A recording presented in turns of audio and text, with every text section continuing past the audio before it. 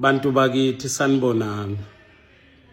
Cha, imina uKing Somnala. Ngizobeka ukuphoxeka nje lapha ukuthi eSouth Africa kwenzekani. Ngibona abantu beposte isithombe somfowethu abasakhile ngokwenkolelo yami ngendlela engayinhle nenye indoda engumculi odumile ubaba uMthandeni. Hayi bafowethu, niyakuthanda ukudlala kabi, kodwa ngicela sikhumbuza ukuthi eSouth Africa sinayo impela inkululeko, kodwa hayi ukudicilana phansi. Isho ukuthi bafana bakithi ayikho into ebesingadlala ngayo kunalesi yenzayo madoda akithi.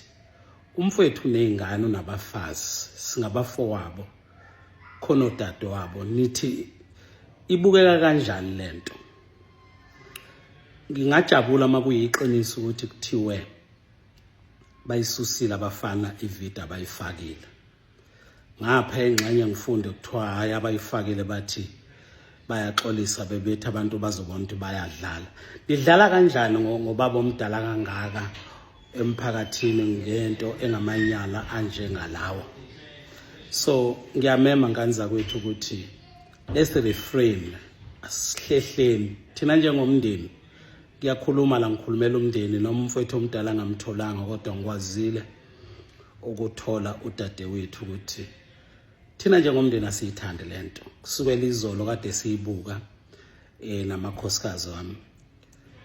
Siyacela abantu bakithi asihloniphaneni. Angisakhulumeli thina singabakwana la kuphela. Ukuchoma indoda iqabulana nenye indoda yini leni intshalo emphakathini embi kangaka bafowethu? Yini bafowethu?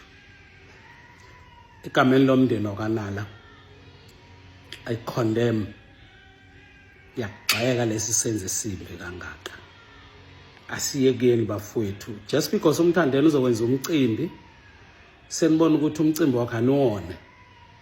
Noma ngaba uthanda umcimbi kaMthandeni, noma ngaba umthanda umfowethu ke, noma ngabe nathusana naye, khumbula lokho kwenza kuyena uyakutshala, nomunye uzokwenza komunye nabanye bakwenze ku. Uyothanda kanjani ukuthi uyavuka ekuseni na umfazi wakho uxhunywa nenye indoda kanje, noma ingane yakhe ixhunywa nenye indoda kanje?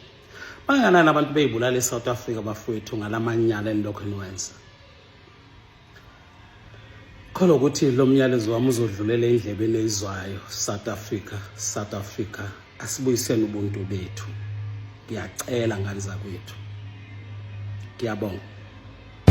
Njalo-ke indaba wey'ngane zakwethu nawe la uyizwela ubaba uNala ongumfowabo kababa uNala amathuna funeral ebika ekhuza isigameko esingisihle sithe savela laphana ko-Facebook nako-TikTok nokuyila khona ubonakale khona insizwa uMthandeni Gcwamelisha ikhisana lapha nobaba uNala, nokuyinto-ke okusolakala ukuthi ikhandwe ngo-I ngenhloso yokuhlambalaza iGcwamelisha okanye ubaba uNala, njengosazi ukuthi namhlanje kulaba nomcimbi omkhulu laphana emdletsheni ehluhlu. Kodwa-ke ngale nje ukukhuluma kakhulu kembukeli, nawe ubusizwele inkulumo ukuthi ngabe yini mhlawumbe eyenzakalayo, kodwa nje ubaba uNala ubesekhuza ukuthi lo mkhuba abawuyeke awukho muhle, ngoba labantu laba banemindeni kanye nabafazi bayahlambalezeka emakhaya abaphuma kuwona ngalesi senzo esingesihle.